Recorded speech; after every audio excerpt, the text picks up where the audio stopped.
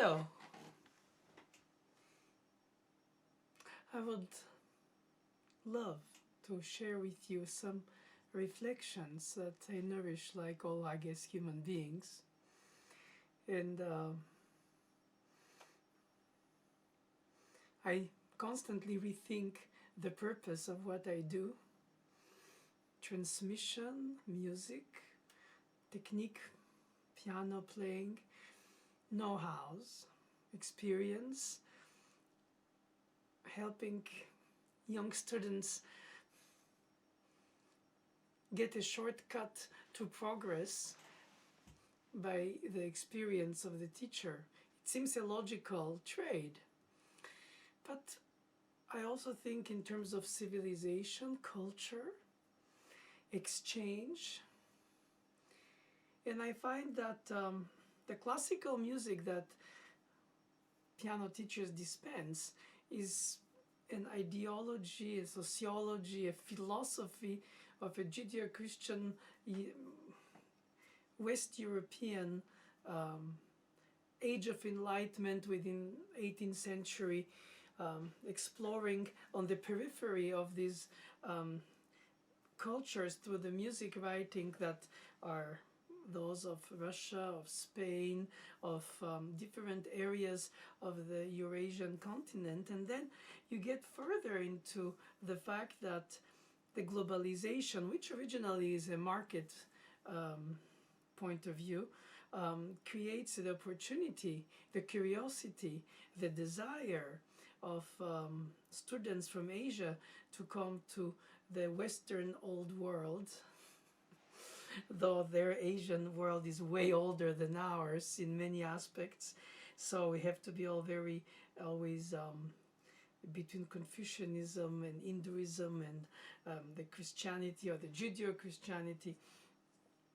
And all these ways of thinking the world, of thinking the meaning of life, of organizing the unfairness of the social distribution of things in castes in India or in different levels of living standards through individuality compared to ethnic group, whatever is the motivation through propaganda, where art takes its place, like literature, and the way you narrate the musical aspect is one aspect, but you treat in fact with the legend of what makes a civilization or what is based on. And it's not purely ideology, although it becomes that. And I think that isolating from the context all the artistic movements of this Western European 18th century onwards, that mostly is related for us teaching the piano to the keyboard instruments, therefore the polyphony, therefore the organization of the voices in singing or in performing with ensembles of instruments which imitate voices, and the harpsichord, the lute before that, the fortepiano since, and then the modern piano now, are instruments to express the dynamics of range of emotion, of exposing the opposite in thematic materials into development that leads in a Western European way of thinking philosophically to the unity by the submission of the second theme to the principal key of the first. So you see, I purposely in my thoughts combine metaphorically civilizations, ways of thinking the finitude of all our human beings' purpose through a religion, spirituality, or through a humanism that is placing its spiritual belief into the people, and then of course the animalistic understanding of the whole nature's exchange between the plants and the humans and the animals, that we all have a coexistence on this small in comparison to the cosmos world in which we are, where the individual egos of each can become overwhelming, and of course once they acquire a certain amount of financial power, they overpower even the social group and its interest by becoming there a predator and creating supranational, cultural organizations. And that's why I find it extremely moving, touching, and responsible when students come from Asia, from other distant times of their own civilization, more or less aware of it, because after all, there is this globalization of consumerism, which creates a sense of sort of world governance, and everybody is a world. The aim is to become a world consumer. Does it mean that because we have all, well, those who can afford them, the technology, that the technology is for me like the technique for the piano playing, technology for the civilization is an instrument to manage among each other, but ultimately the reflection is to think about the purpose and how I can give it more meaningful purpose at my small level to teach the transmission of a second theme in a Beethoven sonata. It seems far-fetched from the global sociological, philosophical, militaristic, colonization-wise, empires building ways of the world. And then now on the cosmos, if we want to go further to colonize, the fear of a God, which was the way that most of the past Christianity was maintaining a sense of morality for the masses, and then immorality for the rich who could afford to break all these rules. Where do we place the pieces that are composed in the music which we teach within their context? Of course, they're no more in their context.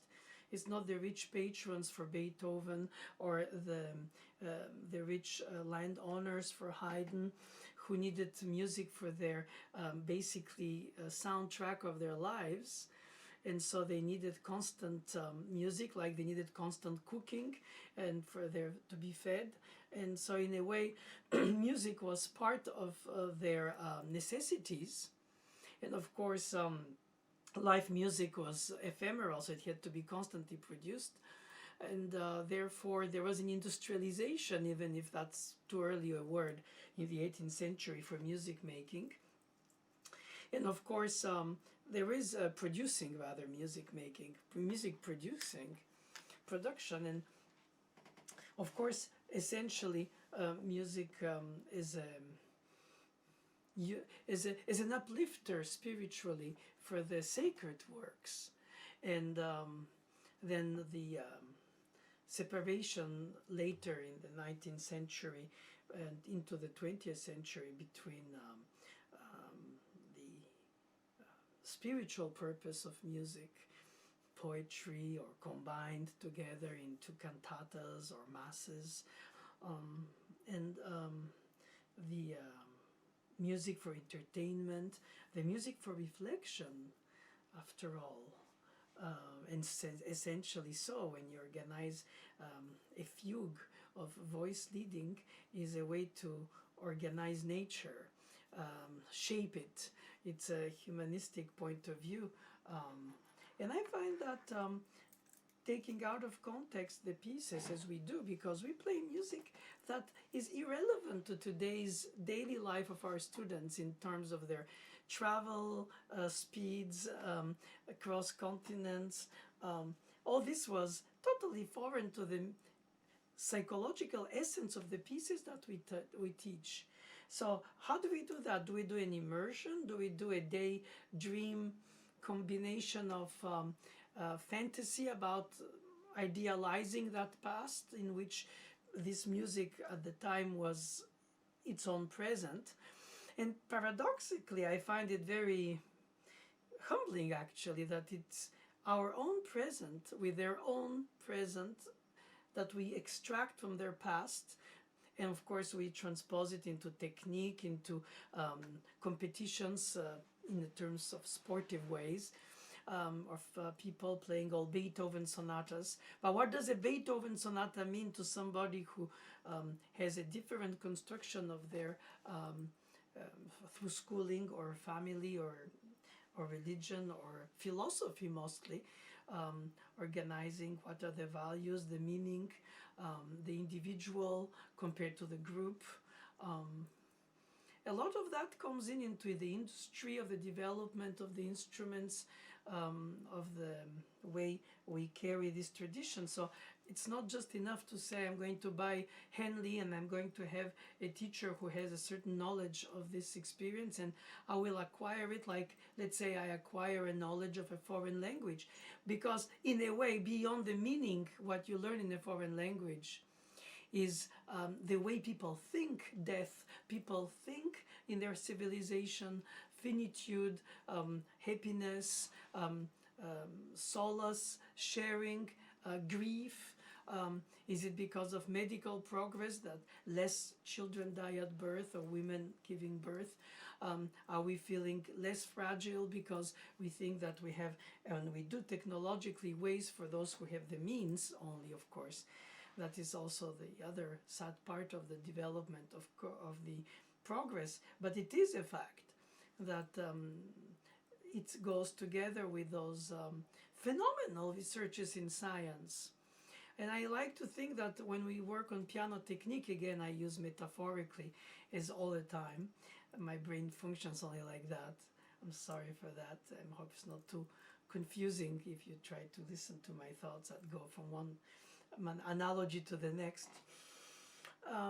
Is that the technique of practicing the piano separately from the pieces on which you apply them is like science or therefore let's say chemistry or any kind of research which is fundamental research without an application right away in mind, but that could generate incredible applications that will bring society of a given civilization to robotize things with artificial intelligence, because in a way ecologically perhaps we have reached a point with the pollution of the planet that we have to replace perhaps bees by drones to cross-pollinate. I mean, okay, that are like unconsequential probably little fragments of thoughts that fly through my brain. But I do the metaphor about the piano teaching, which I do daily, which is my job, and my calling. That's why I take it so at heart that I don't just do the teaching mechanically also, which is necessary, fingering, phrasing, articulation, pedal, tempo, good taste, what you do with the repeats, all these practical ways of preparing a student to become valuable and qualitatively so for a future employment as a teacher in turn. Where you don't just dispense the knowledge that you learn, but on the way you learn the philosophy of why you do it and how you do it and how you should approach it and how you should approach the music of the past in its present time. And so the technique is to learn how to express your artistry. Your artistry, in fact, is not something you learn. It's something that you sense intuitively, that you nurture, and you go where you think you'll take the opportunity that is expensive to receive this culture, in fact, through which you'll express in a cultivated way your second theme in minor or your first theme in major. And what does it mean other than just happy or sad, which is of course very, very limiting as a description. It's way more subtle than that. And so how do you apply the technique to the pieces is like, how do you apply this ideology of thinking, you know, the equality of races as it should be, the equality of genders as it should be, the respect for the different ways of people thinking the world, except for the genociders. Obviously, there is no respect to have for those who deny humanity, but not to continue what was done very often through Europe historically in the past by the colonization, which is to impose our ethic on theirs. But you see, I find it fantastic and fascinating because we don't deal with philosophy when we teach piano. We don't deal with history. We don't deal with sociology. We don't deal with comparative religions. These are, for the students, their personal garden, and I'm not intending to intrude that at all. I'm just trying to translate the meaning, the purpose of a Beethoven sonata played today compared to what it meant then, the audacity for its time, the Beethoven as a composer thinking outside of the box that he inherited within the city of Vienna, which in the time of the turn 18th to early 19th century was an extremely important place if you wanted to write classical music or become go to the heartland of it. And then when you wrote Italian opera, because opera by the word work in Italian anyway comes from the Italian tradition of commedia dell'arte, theater adapted with singing for the expression of the human emotions through the eloquence and the rhetoric, which are ancient Greek and Roman civilization leftovers, or that we carry through the Judeo-Christian philosophy and civilization.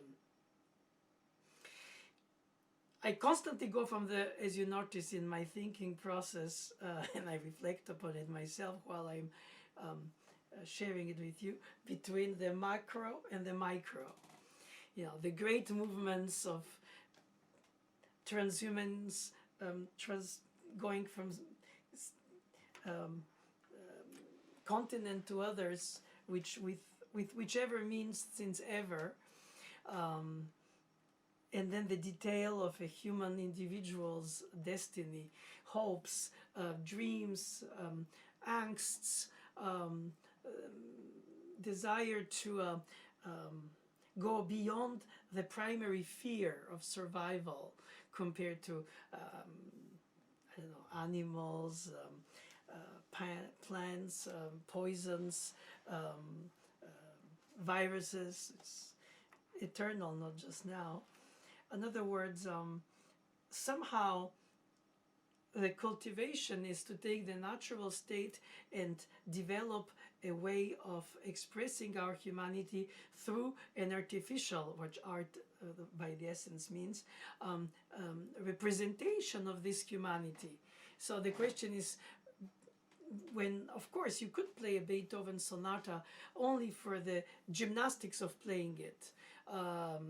You know, you have dominants and tonics for the harmony, tension and releases, and you have phrasings and melodic lines and thematic materials you can recognize as a listener, like an embedded GPS to the form that is a man-made musical organization of the thoughts, like you would do for writing with poetry in a sonnet, different from another type of poetry, or another type of culture organizing different ways of combining music, like in India with ragas, and in Africa with the storytellings, and I mean in Greece with the ancient Greece with Homer and the legends.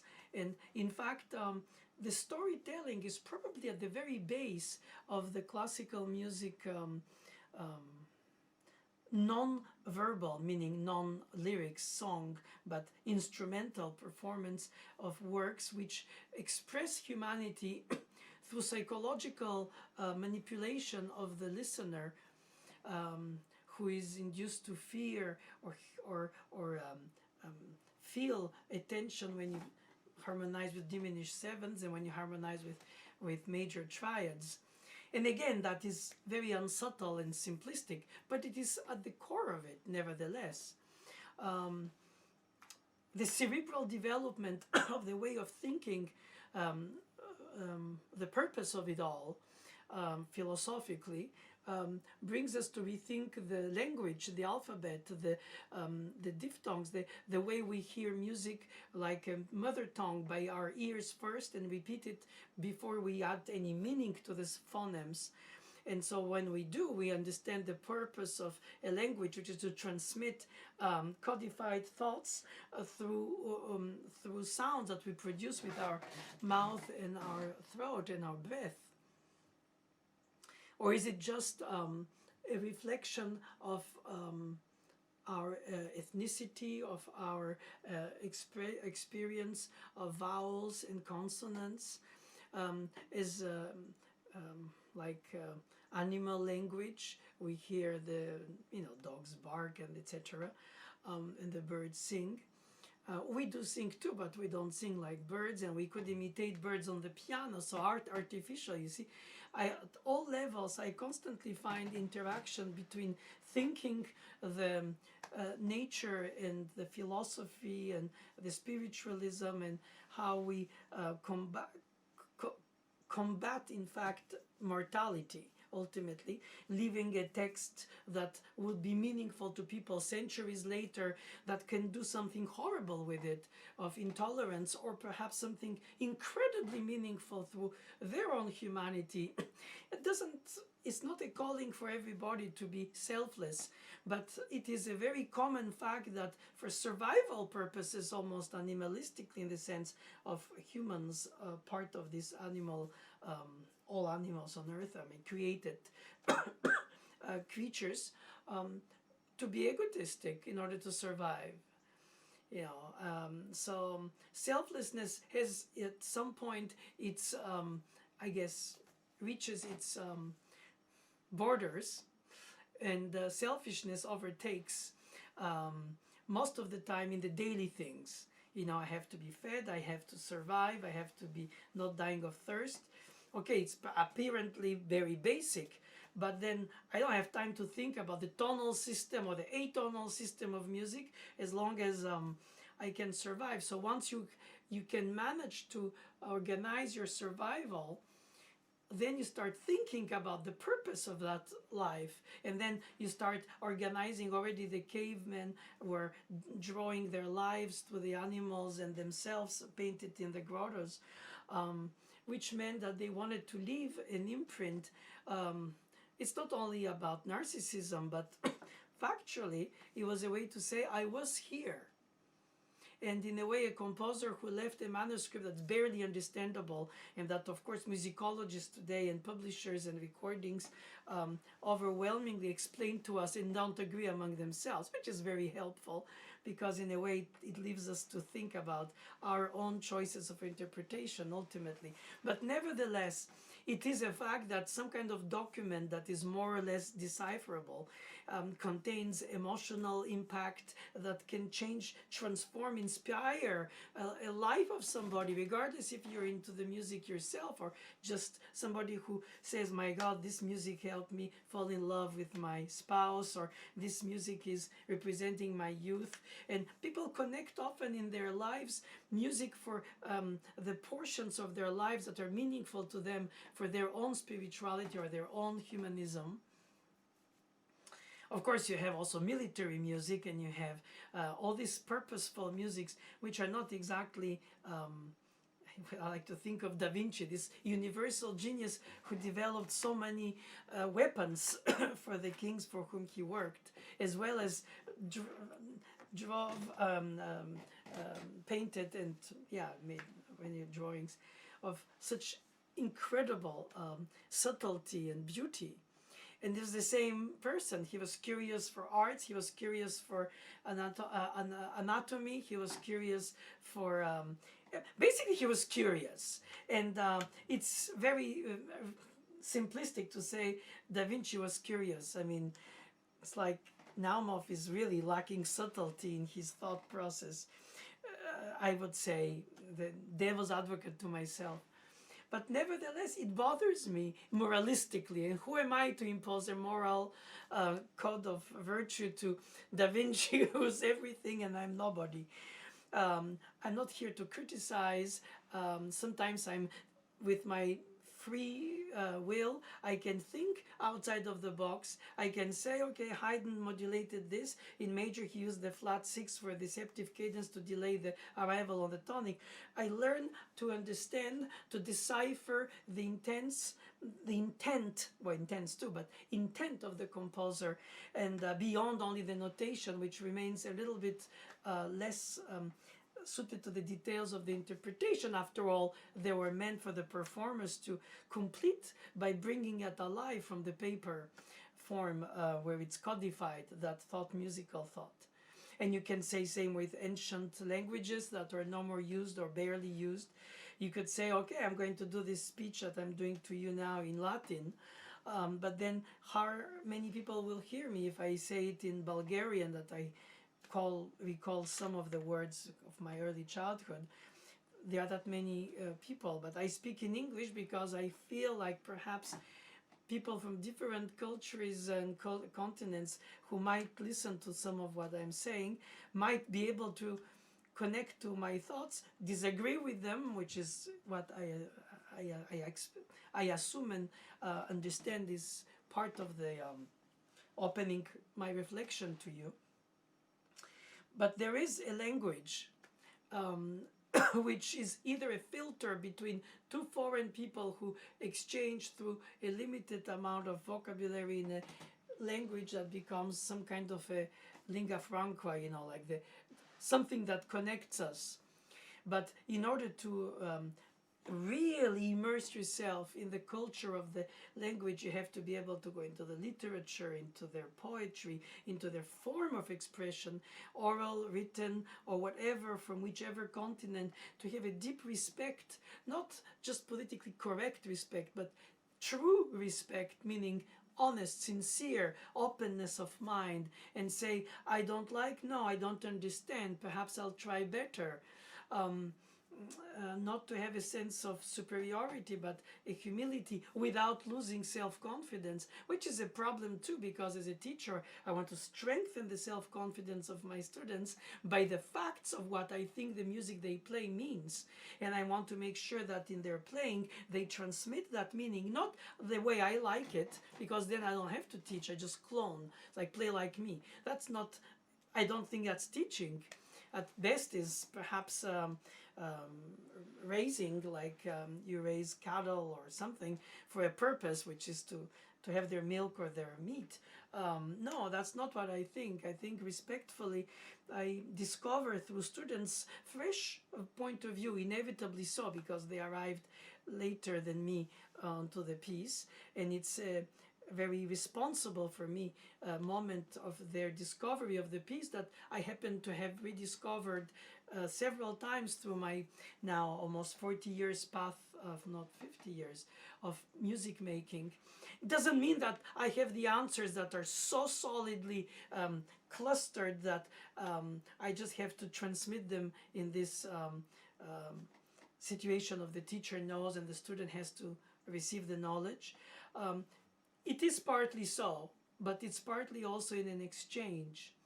It's a tacit exchange, it's not an open exchange. You cannot exchange everything. Some things have to remain for yourself, and which are so deeply meaningful philosophically that you can't and shouldn't share them directly in words. Perhaps you have to find the words for Charol. It's so hard when you describe art. It's art itself. It's like translating a translation. So in a way, you transliterate the meaning and you try to bring a certain taste of the environment in which this philosophy placed a thought process that became, through these diphthongs, that thought process that brought in to organize an empire or some kind of Red Cross organization. I mean, I find it fascinating because we cannot and we shouldn't think that classical music, when I teach it, is outside of its own context. Of course, you can become instrumentally so to say, literally context honest by saying I'm going to play the pieces only on the pianos, or for instance forte pianos of the early 19th century on which Beethoven composed them. But he didn't have the choice anyway.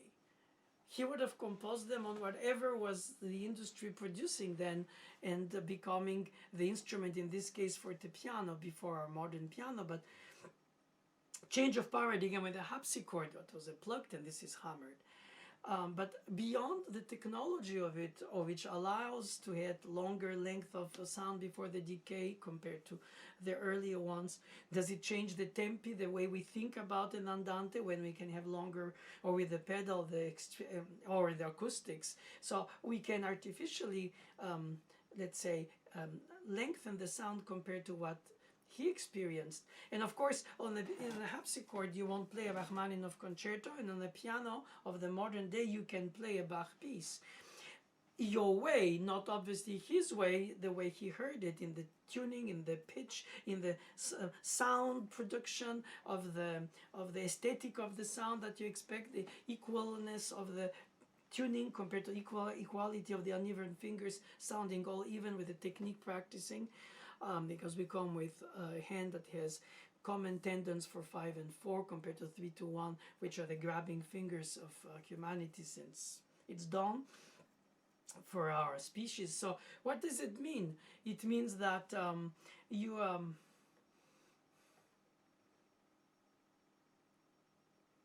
you can immerse yourself instrumentally in order to hear what they heard, to touch and feel what they felt when they produced it. Is it a hammer top skin hitting a gut string, or is it a felt tip of a hammer hitting a steel string? Obviously not. It's not the same.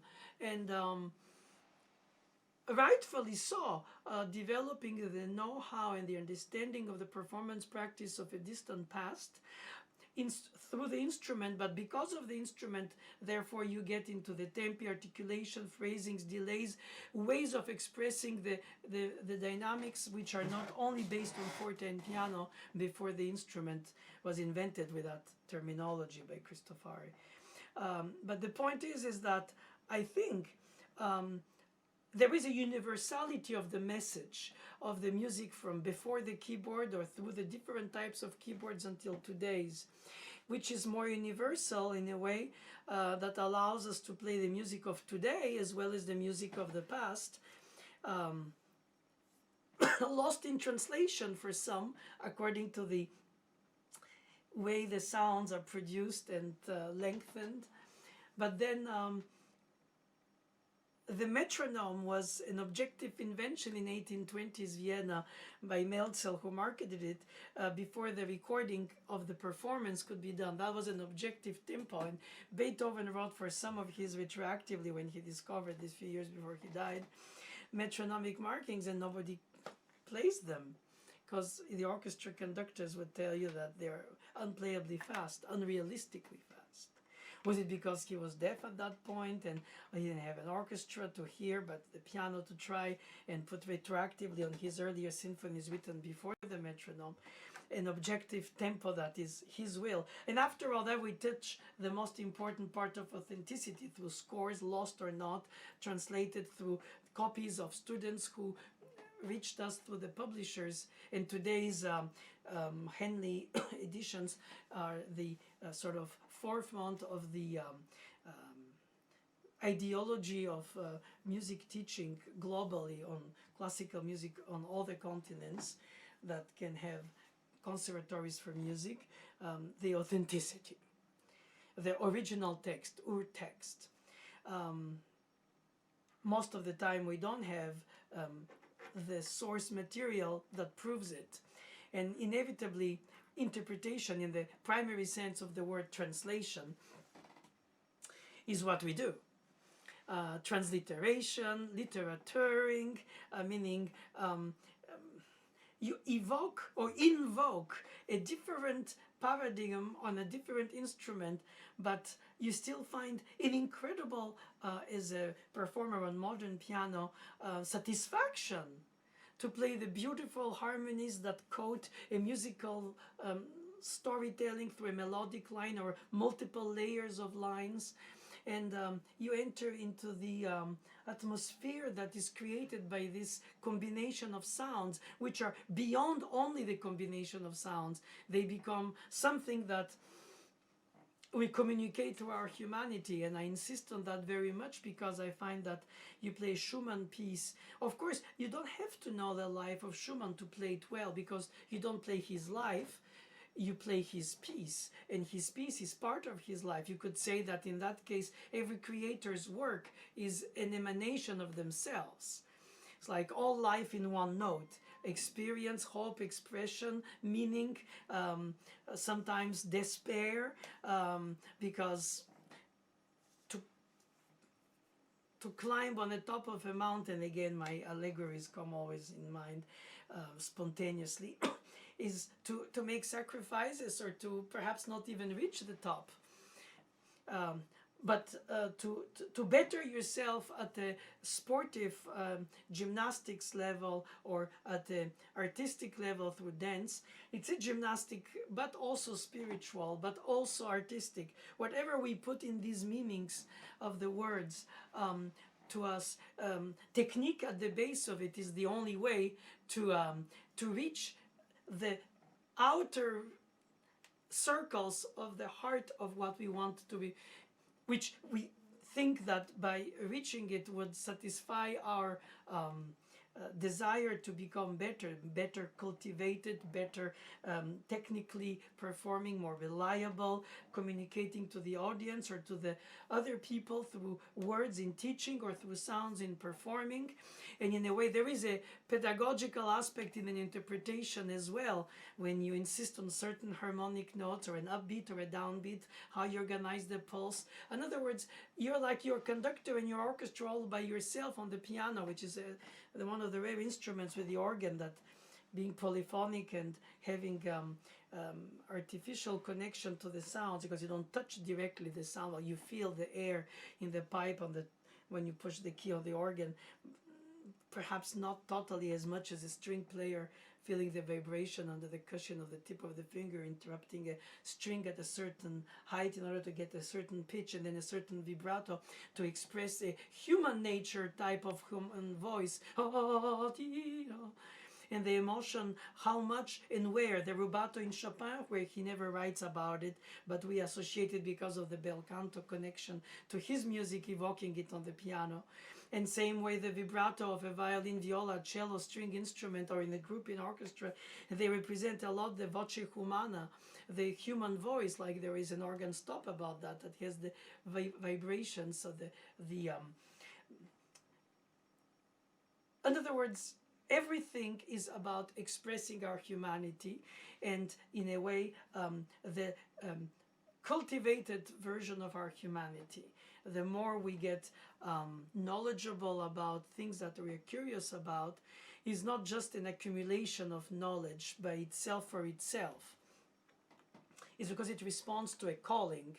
I can call it intuition, talent, genius, fast brain, quick reaction of the fingers, which combines then with the perfect or relative pitch, the way to organize the sounds, just like somebody can do it in a different setting with the images. Would it be creating an image work, or performing copying a painting of another painter, or making your own. There is this level of individuality within this massification of the production and of the teaching and of the publishing and of the scores of music, so that when you go to international competitions of piano, you hear people in their 20s playing from different continents the same way, through a certain political correctness of interpretation that is sort of like one fits size for all, but none very subjectively overwhelmingly imposed, because you have to satisfy the common denominator of a diverse jury of members, professionals as they are, but disagreeing among themselves about what is a vibrato for a violin, what is a rubato for Chopin on the piano, how much rather, if at all, and to what purpose, and in what style, and in what tradition you insert yourself in a transporting yourself for the audacity of it or the intensity of it for its time period. And when you've heard dissonances without consonances in atonal music, when you hear a dissonance within a tonal music, you find that the tension for a release, but there is no need for release if there is no tension. Or then you're lost in translation because you need to learn the language of each composer before you can taste the fruits of the blossoming thoughts of this composer and transmit them with your earnestness, which you do for music that has a common tonal language for at least 3 centuries until the 20th in Western Europe. But you don't confuse Bach with Ravel and Frescobaldi with stylistically, meaning with Scriabin, because they use dominants and tonics and some hierarchy in the tonal system of the notes. You can reject it and reorganize it in a new series, or think that the music shouldn't be heard or thought or felt or translated or meant through this ancient codification, but you need to enter into a new world with its own language and rethink the whole experience of what music is. Is it only cerebral or emotional, and combination, and how much of what? If you imitate a song or a dance on the piano or a fugue, it's not the same brain reflection. The one is to imitate the pulse, which is very animalistic in us, which is what makes us also be extremely lively. So the dance, by essence, besides being a social act, is also an expression of our pulse. It's like the heartbeat. We are constantly in movement while we are alive, even when we're idle. But I mean, there is an expression of the melodic line, which is more the storytelling, the expression of some kind of emotional outpour that you bring out instead of keeping it in your own thoughts, emotions, according to different civilizations. Some are more extroverted, some more introverted. Is it only connected to, but also to civilizational situations about the climates in which they developed for the exteriorment or the interiority? Possibly, but in any case, we will never be able to fully compartmentalize our brain and say, okay, I'm going to ignore what I've heard since Beethoven in terms of musical stylistic pieces, and I'm going to go into Beethoven as if I am studying in Vienna in 1820 and that's all I know. Meaning, it's all what encompasses my music world. They get very little access to the music of the past, of their own, and of course no idea about what's going to come up. But we do. And know more about the past than them, and know more about their future than they did. But we still go to them for our present today. And the teacher, I find myself hyphenated between making sure the student who trusts me or comes to trust me, hopes to trust me, wishes to trust me perhaps, and I'm not taking that lightly, to transmit some sense, if not of truth, of conviction, of tradition, of meaning, of not only how is it supposed to be for the tempo, phrasing, articulation and everything, tradition, but also what does it mean? And how do I enter, how do I understand the tools that this composer used, like which type of words this writer chose to write, and how do we interact between a language and another, a genre and another in music? How do we enter to in the heart of the philosophical meaning of what we do? I mean, to think philosophy constantly, it's of course more theoretical. To only think practically, gymnastically, how to play the piano, for instance, it's by itself essential, but it's not an end by itself. It shouldn't, couldn't. Sometimes is, but it shouldn't, because the muscular memory is necessary to to manage all these shiftings, preparations, demultiplication of the fingers. You only have 10 fingers and 88 keys. So obviously if you had 44 fingers in each hand, and I don't know how much more brain to manage it, you would not even need the fingering to figure out where to pass the thumb or not, and how to play in the tonality with the different configuration of the keys, the black keys on the top that are thinner and the white keys on the bottom. On the piano, the harpsichord, originally they were inverted from the piano actually, but anyway, regardless. Yes, you constantly deal as a teacher about how to do it, what it means, what it meant, and what it should mean to you, at least how you would be more expressively convincing through your performance of the piece, which would reflect your understanding of the piece. Not because I taught you, but because I brought you to think by yourself what it means to you more so. And perhaps there is a disagreement, and people would say, it doesn't mean to me if it's to do that. I like it in this tempo because that's what expresses the anxiety, the excitement, the sadness. Of course, program music like funeral march for a European way of thinking of the 18th century or 19th century death, it's a funeral march, but funeral march could be different tempo. It doesn't have to be always the same for every generation, civilization, organization, thoughts. So I find myself constantly talking on behalf to a living young student, on behalf of these dead composers,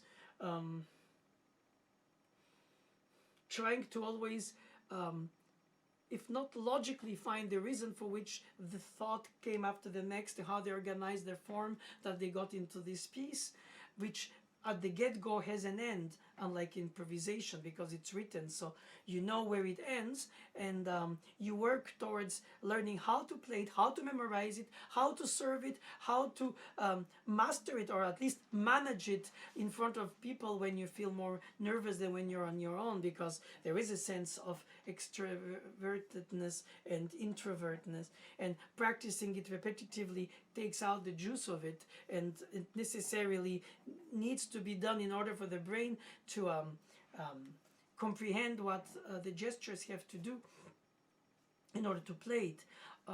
So the muscular memory is built through the brain memory, and then the ear corrects the quality of the touch, if not the pitch, because on the piano most of us don't tune it. Alas, me neither. But all the other instrument players, mostly actually, can tune or do tune their instruments to play. So the pitch is very important in a string or singing or wind instrument, or vocal, of course, is instrument ourselves, the body.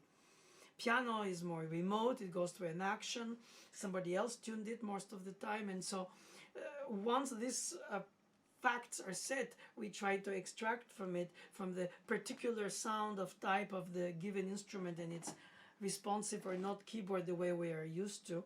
It's too heavy, it's too light, the bottom is heavier than the top is lighter, but the dynamics have to be respected. And what is pianissimo in Chopin and what is pianissimo in Scriabin compared to Haydn is different because of the texture, the context, the style. So you try to bring to the student all this awareness of stylistic and aesthetic, and to create their own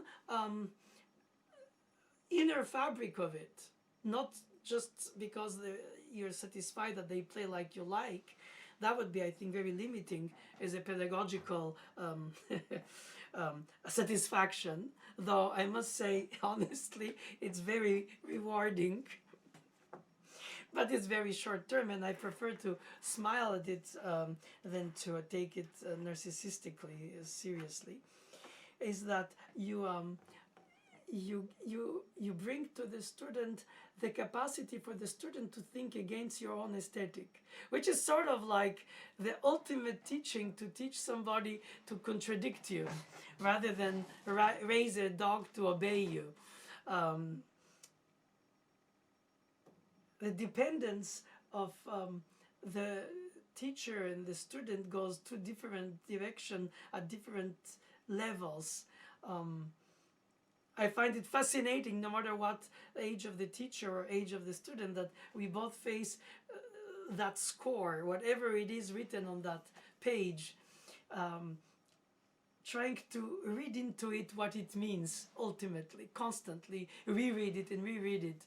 Never get enough of experience to say, now I know it. or I understood it.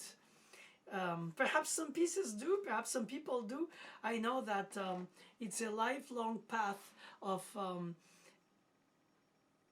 on the way you enjoy it. Like the philosophers often say that the purpose is not the arrival point, is the trip towards it, right? And so therefore the practicing and living with the piece and teaching it and writing about it, perhaps recording it and living 30 or 40 years with it, intermittently, because you do other pieces also, and you go back to it because somebody is playing it for you as a student, then you revisit it yourself. Inevitably you revisit a little bit of your own youth, but it's not you who are experiencing it, is them. And you're next to them not to experience it for them, they experience it for themselves. So I don't have to be a surrogate experiencer for them. I am a benevolent and profoundly convinced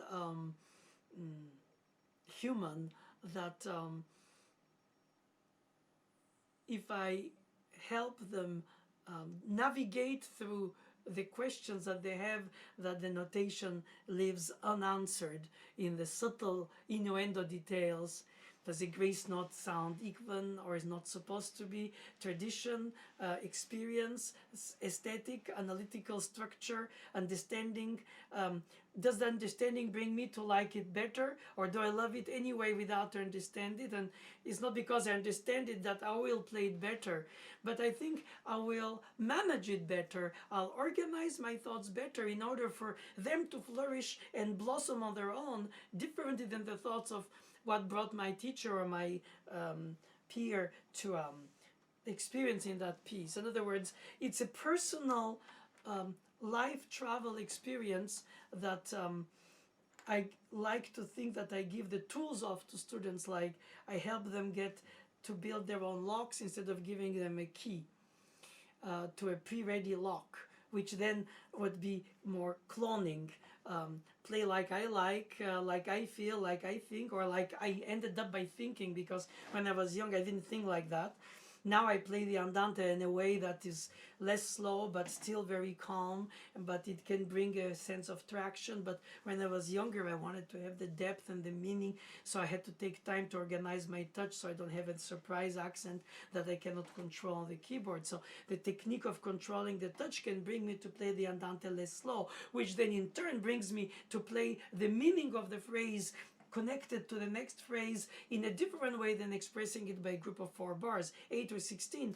It might all this appear very petty, detailed and unnecessarily meaningful, but audiences who listen to music don't listen to bar lines. You watch them because you learn the score. Once you absorb it, you don't want to display the bar lines. You want to display the phrasing statements and how they bridge or how they arch further into another point of the statement, and all of a sudden that quality of eloquence will unveil the piece under another light, like if you paint it on sunset or sunrise, or the shadows are not the same, the lights on the painting, of course, or the photography, and same thing, what voices you bring in, how you highlight the texture, how you sculpt the sound. I like to say that a lot. Therefore, it's all about culture, because you cultivate cultivate your understanding of the piece, you cultivate your performing of the piece. And sometimes you think, oh, I reached a dead end, I don't like it that way at all, I have to rethink it. I want to find the traction more than the melody. I want to have more harmonic input, but I want to voice it so that I don't lose the melodic line in the long decaying sounds compared to the fast accompanying sounds. I want to have an orchestral hearing that is based on different timbres rather than dynamics ranges only, but also implemented in the instrumental choice. If you orchestrate something in the melody with a flute or an oboe with harp, or you have the accompaniment by brass, obviously you won't hear the melody because of the rapport of the dynamics that the instruments create through their timbres. So in a way, the voicing and interpretation in an orchestration is made at the level of the orchestration, not only at the level of the performance of it. whenever in the performance you read piano or forte on a score of the piano, but you have to layer the voices to sculpt the texture so that you bring in, or you you translate through your playing what you hear, think about the thoughtfulness of the piece and all that. That's why these reflections, I think, are necessary, because I don't want to be overwhelmed only with the technique and the transmission of the technique. I think it's essential, but it could not be the end of it. And so if you can balance it in the teaching, that's why I wrote piano exercises for my students to develop independence of fingers, or weakness, strengthen of fingers, projection from the palm compared to the tension of the arm or the wrist, to avoid tendinitis when they practice many hours repetitively in order to memorize, because they don't have a pair of hands to practice and a pair of hands to play. So it's all about learning intelligent practicing and intelligent understanding, and also courageous retrying and never being satisfied until you reach what you think the piece is expected from you to reach in order to perform it at its best. And it might not happen now, it might happen after you revisit it several years later, because every other piece you learn nourishes the capacity of better playing this other piece. It's elements, it's cosmos, it's micro and macro, it's all in all, and everything by itself. Every detail counts, and all phrasing organization brings a meaning, regardless which. We don't have to put lyrics or words on the expression of music, but when you teach or you rehearse with an orchestra, the conductor tells them, do the phrasing this way. When they cannot explain it, they sing it. And that's what teachers do too. Because in a way, the primary instrument is the voice, the breath, the air, for the words, for the song, for the melody, for the singing, for the vibrato. And so a lot of the instruments imitate the human voice, or its human experience, the dance, the sing, the canta, baila, is the Spanish, sped. And of course, the organization of the thoughts, a 5-voice fugue. It's a lot of interactions without accidents of voices, or then willingly so to obtain an effect of a dynamic range of dynamics, or of tension releases with the spirit meaning of consonants compared to consonants. And that evolves in different styles. The minor modes, which are multiple, compared to the major, that is single in the tonal system, because of the tetrachords that construct the octave, which are similar and therefore interchangeable, but bring a sense of frank obviousness. And the minor is more sophisticated, more subtle, because they're more multiple minors: harmonic, melodic, ascending, descending, modal. And so there are so many levels of innuendos that different composers used from the tonal system, that they individually, for their own expression of their own musical style, they sort of customized. Polytonal, microtonal, of course post-tonal is the rejection of all of that from before, creating a new paradigm. And that is the one that is the most challenging, because you have to have enough time in life to learn the music expression language, literally alphabet, of a given composer, in order to start understanding what you're doing, and therefore how you're playing it. And then you can play music of people who use the common language, even if they customized it to their own expression. And then you say, oh, this is typical of Ravel or Franck or Mendelssohn. And you can, by experience of playing them, make look-alikeness, but of course is only on the surface, without the answer, the core of their creativity, which always surprises us. Even if we learn many pieces of a given composer, the composer even so manages in their thought process to surprise us in the best meaning of the word, to keep us alert, to keep us alive, to keep us humble. Like, I wouldn't have guessed this tonal choice, or this modulation, and this way to return, and how smart or emotionally hinted is the bridge to bring back the formal theme, and how the translations, the translations of the feelings in the moods, in the modes. You see, well, obviously you know, but I'm not here to tell you what to know. I'm just to share with you how much those this kind of plethora of elements reaches a sense of purpose that becomes ephemeral, instinctive, and at the same time learned meaning of life during a performance of a piece in evolution of one's own life, in the aesthetics of the piece, shaping the meaning to the audience of the piece, regardless if they know it and they discard it, or they discard it and say, no, I don't like it this way, I like it my way, or this other person's way.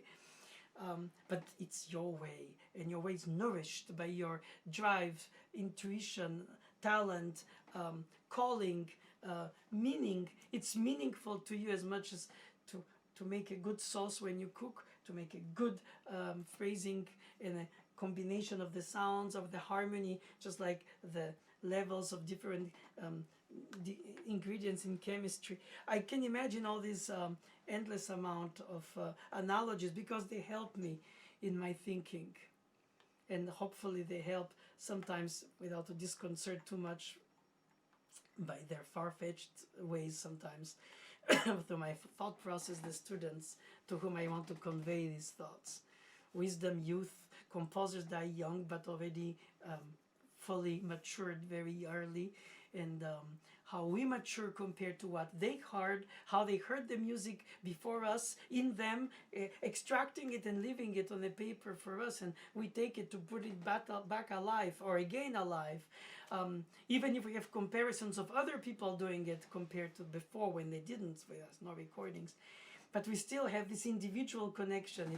It's my time to play the Ballade by Chopin, and I want it to correspond the best to what it means to me, because I want the people who hear it to feel that intense emotion which unites us in that experience of humanity. I like to think so. Perhaps not everybody thinks so, but I think it's all about humanity and exchange, and sharing more than exchange. Thank you.